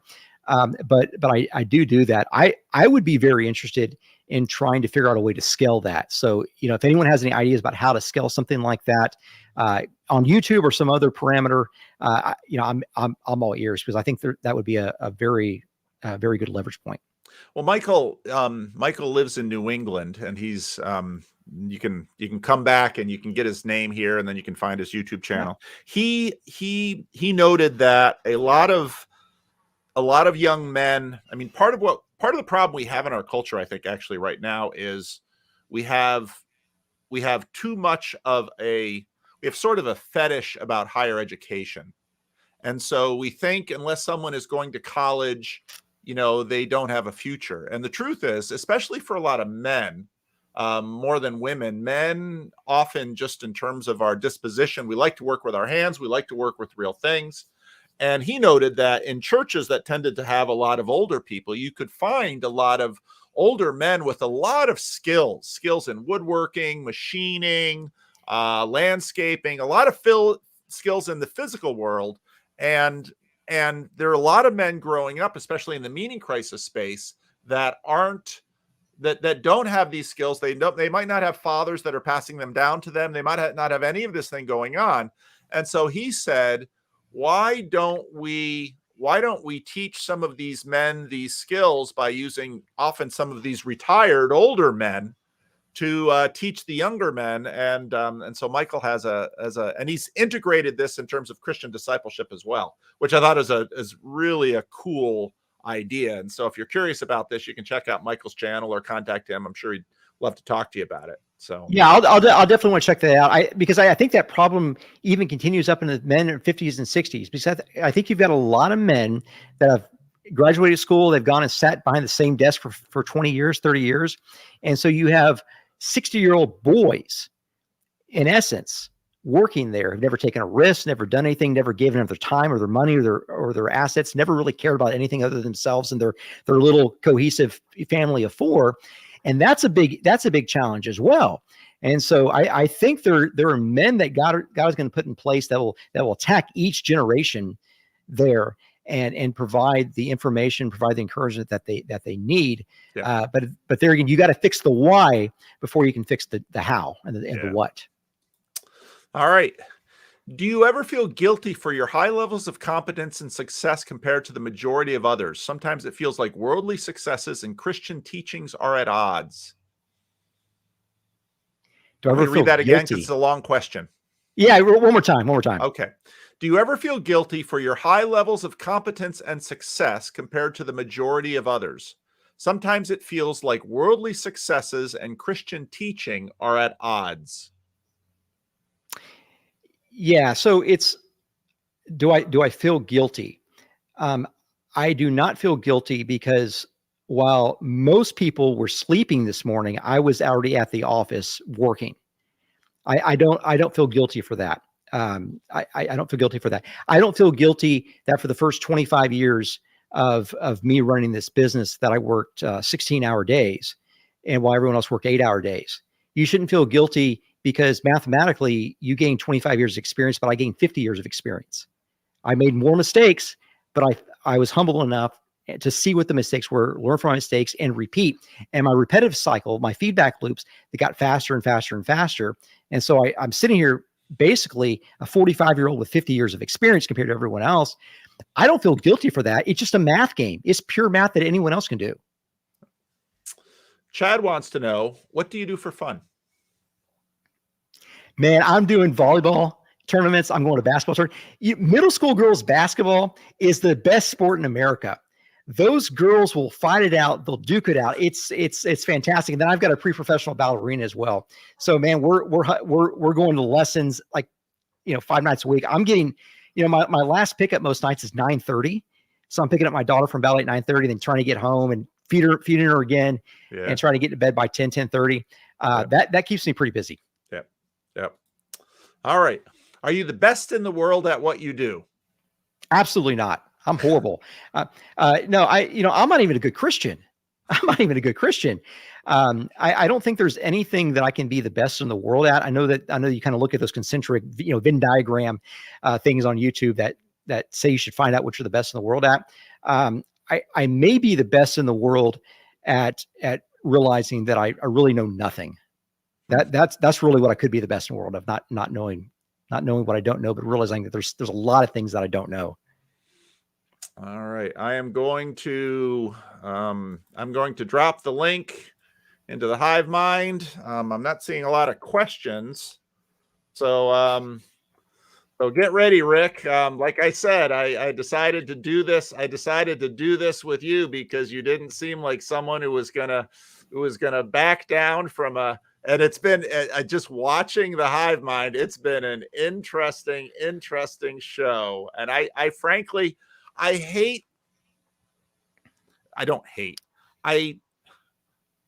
fear cocoons, and cocoons develop in lots of different ways, and cocoons have their role.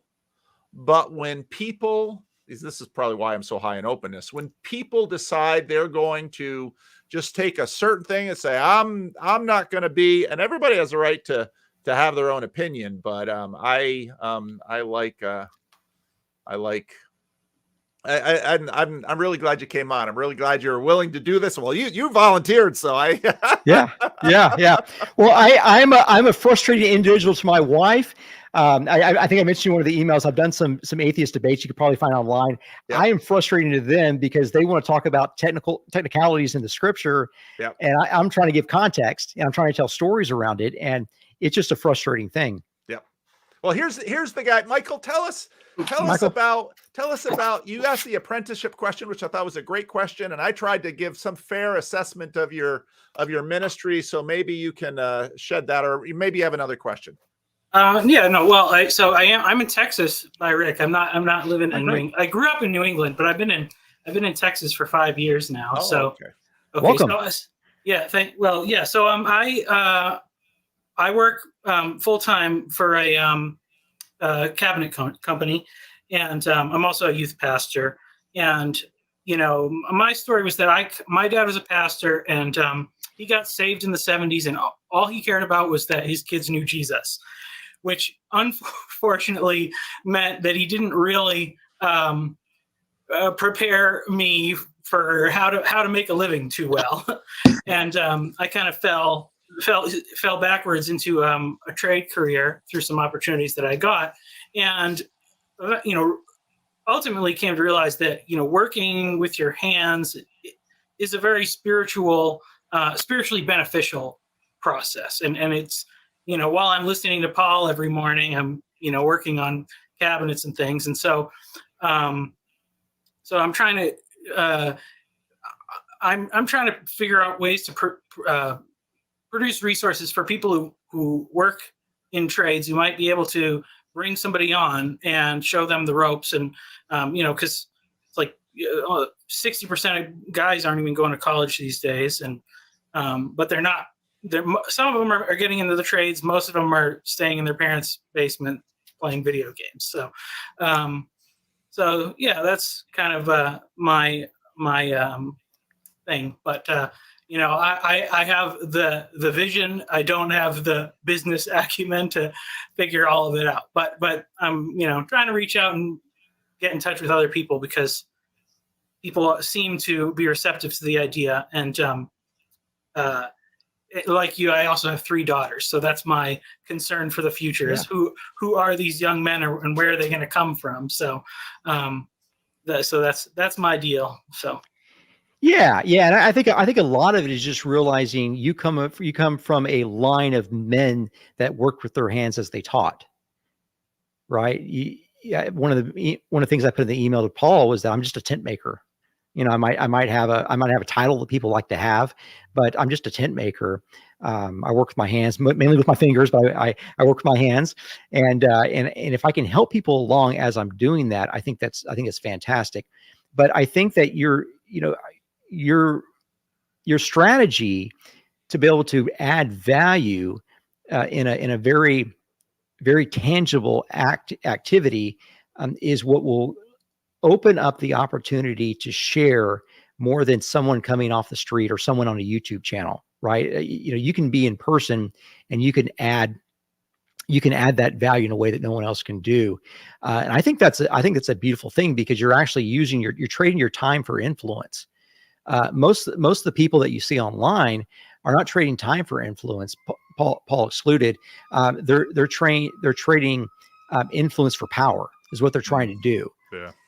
And so you're doing something that seems to be more holy in nature, and that you're right. And that, if you can get this to propagate in some way, shape, or form, where you can encourage other people to share what you teach them, I think that's where the gold's really going to be in. We used to plant churches. We planted over 15,000 churches at one of the organizations I was in charge of. You never plant a church unless it's a pregnant church already. Like you've got to have the next generation already birthed in the actual birthing. You've got to have repetition and scale there, because that's how you get leverage. I love what you're doing, Michael. That is awesome. Yeah, feel free to reach out if I can be of assistance on anything. Great. Steve the golfer. Hey there. How's it going? Love it. All right, Good. Steve. Yeah, What do you have to say for yourself? Well, I was watching another stream, so I missed the very beginning, and it wasn't really clear to me. It was almost like we were listening to AM radio. So it was like, what are we listening to? It's like AM Blue Church Radio or something. So this isn't Blue Church. This is he's the least Blue Church guy I've ever had on my channel, at least overtly. So he had Donald J. Trump Jr. in it. I don't know Donald Trump Jr.'s middle initial, but come on, this is stretching y'all in openness on a new Lukewood show, because nobody's more open than Luke. I'm being open. I wasn't sure. Like I was saying in the chat, like watching this particular episode is kind of like I felt like how my wife feels when she watches PVK. What the hell is going on? So I was just curious, like what were you hoping to do with the show? Like I wasn't sure it wasn't your typical Randos format. It didn't seem like. No, it did. I mean, I spent the first really hour getting into his story. Oh, so I'm the idiot. No, you're not an idiot, Chad. Oh, sorry, Steve. Oh, by the way, what's your name? Rick. Hey, I was just, I didn't want to be rude to you with the questions. I was just curious about, like, who is this dude? And so I wasn't trying to be rude, just asking some questions, testing you a little bit. And I appreciate that. Yeah. And that's all I want to say. I'm actually Chad. It's all stupid. So why did you want to come on? Why did you want to come on, Rick? Steve. Why did you want to come on, Rick? Well, I thought it'd be great to meet you, Paul. I thought it'd be great to have a conversation with everyone that's watching. You've got some very interesting people watching. I've got a handful of guys that are wearing suits all day. That are a little more buttoned down here. But I thought it'd be great. And just frankly for the tactical nature of it, I am working on a book that be ready in 6 or 7 months time. So I'm just trying to get out there a little bit more. Okay. Yeah. All right, Luke. What do you have to say? It's Luke was the one. Luke's. I love Luke's. So Grizz. I always tune into Grizz, but lately Luke, he's got these early morning live streams that I've really been enjoying. Can't always catch. So, what do you have to say, Luke? So thank you. I'm excited to go back and hear the intro where I hear more of the detail, the specifics, and the rando stuff. But I just caught the tail end because I just didn't see it until right now. And I wanted to say two things. First off, I appreciate you coming in here because truly I've been talking about on my live streams that a lot of what happens in this little corner of the internet, and particularly the PVK corner of the internet, is almost like I see it almost as like a remedy for a lot of mainstream Christian culture, which is what a lot of us are somewhat outcasts or like in recovery from a little bit.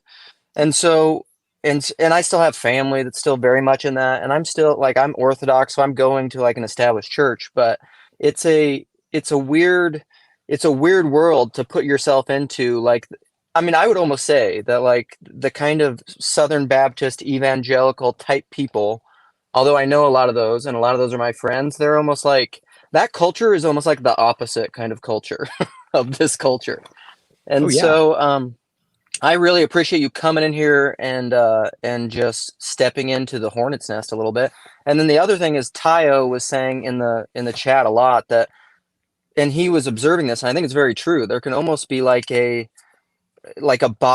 bodily antibody reaction to someone like you coming in here.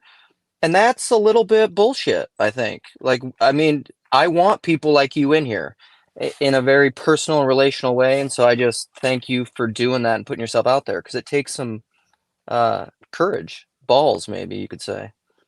Yeah. No, I really do appreciate that, Luke. It seems to me that us guys who wear suits most days, that there are certain areas, I wouldn't call them corners, but there's certain areas where we feel a little bit less welcome sometimes. Yep. And I think that, if we were to have a full 2-hour theological conversation, you will see how much of a mystic I really am. Like I'm Nice. gonna out mystic all of you. You already won. You won me. It's gonna be so insane. But some of us have bills to pay. Some of us have very expensive wives. Some of us have made commitments to nonprofit organizations that we can't fulfill unless we keep working.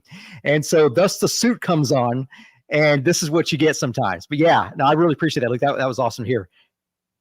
Great. Thank you, Luke. Grim Grizz. All right. All right. Howdy. Grim is skeptical. Grim is like, I don't know.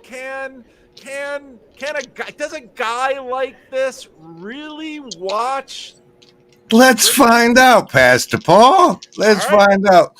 What is obvious to me is that everybody who has participated in this stream needs a savings throw versus mind control.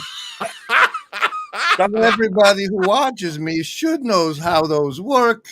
So, choose, Rick. So I guess mind control. I'm doing a savings throw versus mind control. You guys, you see, this is participants who watch me know they get a choice when I do a savings throw versus mind control. And so clearly you know to choose one of the choices I always present. Choose. Grizz, you don't. I'm totally with Luke in this. This is. Let me tell you what happened with my Jordan Peterson meetup. We had the Jordan Peterson meetup. It was going for a number of years, and then we had COVID, and so we had to sort of okay, don't want the old anyway. And then a bunch of people are like, we like our meetup, we just don't want new people. And when I heard that, I said, no, sir. I'm not putting up barriers. I'm not putting up barriers. I agree. I heard a story on a live stream yesterday, and in your description of this live stream, the only reason this happened was because of my name drop. And as such, he also dropped Matthew Pajot too. Yeah. Well, that's not what it said in the description. And Vervaeke. Yeah, Wow. and I never said we were best friends. I said you asked to name other people in the corner is I think what Paul's challenge was. It was good. It was a tactical move, and it was genius, Rick. I'll give you that. But that's exactly why people need the savings throw versus the mind control.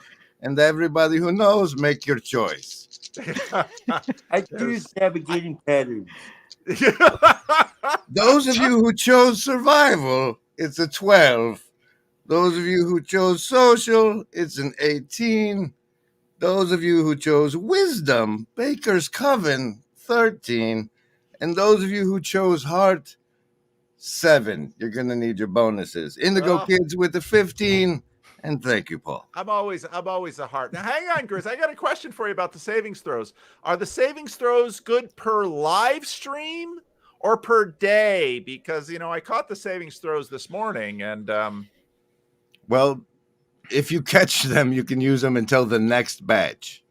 It's how that works. Because sometimes I go days without live streams and you're still running on the old ones. All right.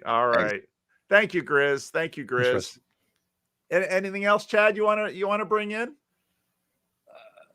I don't know. Well, let me ask you, Rick, do you have any questions for us? Because I know, just like I said, groups get insular and then they have their rituals. And then if you go to church, and it was just actually, I know this because people go into a church, and especially if the church is thick, there's stand up, sit down, there's say these words, there's do these things. And even if they're a low church, there's all these little tests to say, are you one of us? And at one level, that's a really healthy thing because groups have to know, who's who in the group. But these things also can become something that are very exclusive. And it's like, you'll never be one of us because you don't have this. And so that's part of the reason why I am so glad you're here, because Grim Grizz's thing this morning was was this little cave, and I was going to make a video about that. And because I'm, that's part of what I'm concerned about. I don't want this little corner or this little clearing to become this little cave. So It doesn't exist. Don't worry. yeah, you came back on, Michael. Well, yeah. So since you were saying, I did think of a question for Rick is, what do you, because this is a little bit the other half of my project. What do you think the normal evangelical world needs from this corner and these conversations with people like Paul and the others associated? Pete and I had a talk, and it's releasing on my channel right after this. It was a great talk. Oh, great. I need to check that out. Yeah, I think it would be helpful to know what some of you more outspoken guys are reading, what you're watching. I think that would be very helpful. So like for me, let me just use JBP for an example. I'm listening to this guy, and all he's doing is talking about, 5 years ago, he's talking about Jung and he's talking about Joseph Campbell, but he never says Joseph Campbell. It's over and over and over again. Like, just tell me you're reciting Joseph Campbell. Just tell me that you're blaming Christianity. You can never accept Christianity because there was myths that came beforehand. Like, just tell me that. Just tell me that. And that's what I'd like to hear from, not only this corner, but also other corners. Like, what are the inputs? What are the inputs? I'm spending time going back and, I'm, mentioned Dante earlier. I'm reading Dostoevsky. I'm reading poetry. I'm visiting art museums to try to figure out what did Rembrandt mean by this or that. And I'm reading, myths, and I'm reading the actual source texts.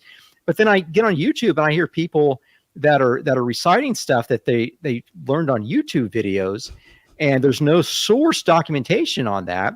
And so I would like to find out what the hell's going on. Like, where are people learning this stuff? Yeah. I must be missing stuff. If you go over to the Friday Morning Nameless, I often will mention all of the different literature that I'm reading or films that I'm quoting from. So yeah, I think there's a lot of that. I mean, Grail Country is great for that. Okay. Would you link to that in the comments? Got to be better about putting in your links in the notes. I work very hard to make sure all my links get in the notes, because I'll often watch something on one of the other channels and they'll mention something and they haven't put it in the notes. And I think that's, Grizz has sort of been good at sort of forming people in certain ways with his branding and teaching us some things. But one of the things I'd admonish a lot of the smaller channels is when you have something in your live stream, put it in your notes so that other people can follow up, because what you just said right now, Rick, is super important, because that's how I use YouTube too. I hear a little something and it's like, okay, now I want to dig into that, because there's probably more gold where that little bit of gold was found. Yeah, we don't want to be like normie Christian YouTube where they don't link to anybody else's channel. This is a conglomerate. You got to follow the white rabbit, where it leads. And that's, that's part of it. That it's like the appendix of a book, Yeah. So we got navigating patterns mentioned. Michael, what's the name of your channel? So Michael, it's my name for the one where I say all the crazy stuff, but Tectonic School is my one where I try to focus on the trade apprenticeship thing. So, and Pete, you've got. I'm Strange Theology is my sort of like a podcast style YouTube channel. I look at theology when it pops up in strange places. I like that. Yeah. So okay, Pete. So you jumped in. What would you like to say? Okay, this actually goes to something that Chad posted not too long ago. Sorry, Steve. And it was a clip from Jonathan Bijot talking about the fringes of the garments of the priest and the fringes of the field. And I think, Paul, like what you're doing right now is great. Like, Rick, I don't know you from the next guy on the street. Never seen you before. Show up on Paul Vanderklay's channel. I know I've watched Paul's channel, stuff like that. And what it is it's as your field grows, the fringes, the edge of that field that people can glean it's less accessible. I'm not a mathematician, so maybe somebody can help me out with this idea, but it seems like the ratio to edge and area gets out of balance the bigger you get. And so I think there's something that has to happen to break up that field or to still allow people to access sort of the fringe of the field while not being dislocated from what the thing is in the center. Am I making any sense? Because like that's what I feel about like this little corner, the phenomenon that's going on, even Paul's channel, other channels that are bigger. It's like you're not gonna. How do I reach what's in that field? I want to glean from the edges. I want to still be let in around the edges, but the bigger you get, the more dislocated the edges from the core, if that makes sense. And so, Paul, what you're doing right now with Rick is like it's something to do with that. I don't know where Rick came from. You know, Rick knows Rick's story, but here you are. You're in a way disrupting the imbalance, and in a way hoping to bring us back into some sort of balance. To say, yeah, it's a little weird to see unfamiliar faces or hear unfamiliar voices. And I want to embrace that weirdness. I want to embrace the challenge of a new voice. I don't want the field to just get big and filled with all the same stuff. Because that's, I think Luke was saying earlier, we want to be the antidote to that type of behavior. That was my thought. Well, and I think part of what, like, the banter was part of the welcoming party a little bit. Yeah. You know, and I think that's kind of a normal thing. But yeah, I don't really know what your question was, but no, it's not a question. I just wanted to point that out. I feel like what Paul is doing in a way is somehow, and I don't fully understand it, but it's somehow preventing the edge of the field from being dislocated from what the center of the field is. Like, and I think I understand completely what you're saying, Pete. Or I think I very much understand what you're saying, and I very much feel those dynamics. Yeah.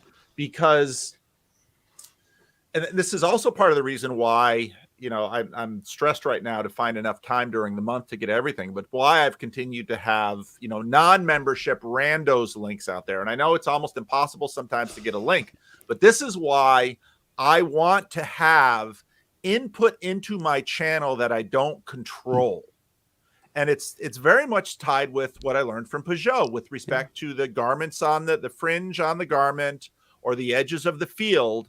Unless you keep enough openness in your system to allow something different from what you've had, that field is actually going to have a problem. It's for the health of the field that it has a fringe.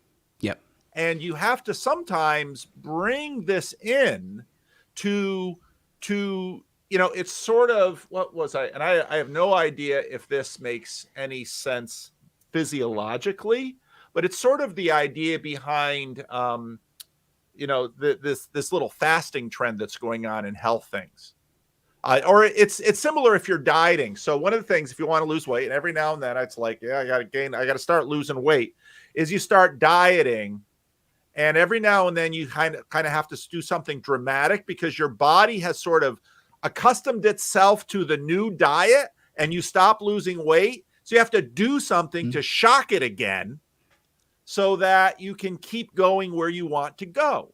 And I've seen that in churches. And that's why if you don't really bother your church sometimes, if you don't really cause people in that church to say, wait a minute, do I really belong here? You need to incorporate that in your system to actually keep the system healthy. Well, and to keep to your farming a metaphor there, and when farmers will have to rotate their crops in their fields, otherwise your fields will die. Yep. And if you have a monocrop, that monocrop becomes susceptible to disease. Yep. It just gets wiped out. You want that diversity to prevent a catastrophic failure of your crop. Yep. Look at chaos and order, as David Boyer said. It's you get too much order, and you know. And I've been going through the Gospel of Mark in my rough drafts, and that, you know, it's just like you said, Rick. You know, I don't mind him dropping an F-bomb in the stream if that's how he uses it, because he's right. Because if you're really reading the beginning of the Gospel of Mark, I mean, and I love Matthew and I love Luke, but they're different documents. The beginning of the Gospel of Mark just breathes from someone, probably Peter, who watched it happen, who had his life turned upside down by this Jesus. And even though Matthew and Luke probably take from Mark, what is preserved in Mark is this sense that Jesus was doing this stuff and nobody knew what to think of him. His own family got to a point of saying, we better step in, because what has happened to our nice Jewish boy? And if you lose this, you lose something of the gospel. Because unless Jesus can completely turn your life upside down, it's probably not Jesus. Yeah. Yeah. I mean, I think exactly what you just said. You look at the opening to Mark chapter 2, Jesus is at home in Capernaum. The house is packed and they're trying to get a paralytic in there. So they start ripping off the roof of Jesus' own home, which probably had mud and all sorts of things. And they let him in. And what happens? He changes everything. He says, the Bible says it sees the faith of the 4 men that let him in, and then he imputes forgiveness on the cripple based off the other 4 men's faith. That's insanity. That is complete and utter insanity. And then the scribes that are sitting there, he reads their minds. He reads their damn minds for my customer. Which probably wasn't real hard, because he knew exactly what they were thinking. No, they're thinking to themselves, this is blasphemy. And he said, I'll show you blasphemy. What's harder for me to either say your sins are forgiven or say, get up and take your mat and go home? He came and asked him to take his mat and go home. The guy leaves.